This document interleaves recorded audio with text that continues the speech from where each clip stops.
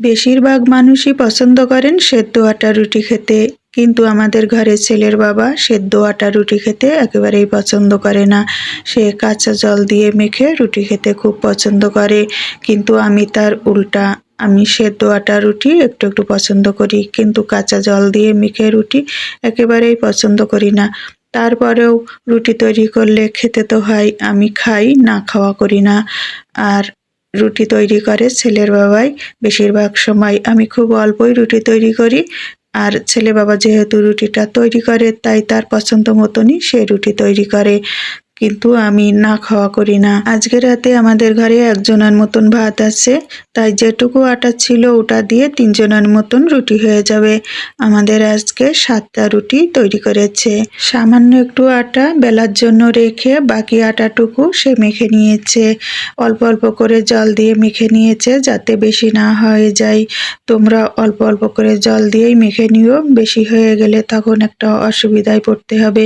আমাদের ঘরে বাড়তি আর কোনো আটা নেই, তাই অল্প অল্প করে জল দিয়েই মেখে নিয়েছে যেন জলের পরিমাণটা বেশি না হয়ে যায়। সে খুব ভালো করে আটাটা মেখে নিয়েছে। এখন গোল গোল করে বলের মতন 7টা করে নিচ্ছে। 7টাই রুটি করবে সে। আর গোল গোল করে বলের মতো করা হয়ে গেছে। এখন সে বেলার জন্য বেলুনিটা রেডি করে নিচ্ছে।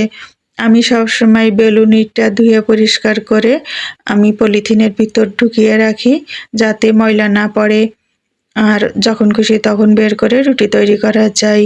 আর একটা কাগজও রেখে দিই, কাগজটার পরে রেখে আমাদের সবসময় রুটি তৈরি করা হয় যাতে মেঝেতে আটার গুঁড়ো না পড়ে। সে খুব সুন্দর করে রুটি বেলতে পারে।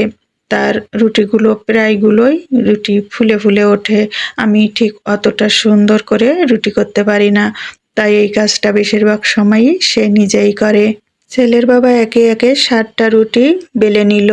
7টা রুটি বেলা হয়ে গেলে সে গ্যাসের চুলায় রুটিটা সেকার জন্য চলে গেছে। সে সবসময় গ্যাসের চুলাতেই রুটি ছেঁকে নেয়, কিন্তু আমি তো কাঠের উনানেই বেশিরভাগ সময় রান্না করি। আমি রুটি তৈরি করলে কাঠের উনানেই বেশিরভাগ সময় রুটি করে নিই, কিন্তু ছেলের বাবা তো কাঠের উনানের ধারে কাছেও যাবে না। সে কাঠের উনানে কোনো কিছু করতে একেবারেই পারে না এবং পছন্দও করে না। সে সবসময় যদি কোনো কিছু করে সে গ্যাসের চুলাতেই করে নেয়। রুটিগুলো খুব সুন্দর ফুলে ফুলে উঠেছে, আর একে একে 7টা রুটিও আমাদের ভেজে নেওয়া হয়ে গেছে। আগের দিনে মানুষেরা খরচ বাঁচানোর জন্য রুটি তৈরি করত, কিন্তু এখন তো আর সে সিস্টেম নাই। আমার তো মনে হয় ভাত থেকে রুটির খরচটাই বেশি হয়। তারপরেও মাঝে মাঝে ছেলের বাবা শখ করে রাতের বেলা রুটি তৈরি করে, কারণ সে রুটি খেতে খুব পছন্দ করে। আমাদের রুটিগুলো তৈরি করা হয়ে গেছে।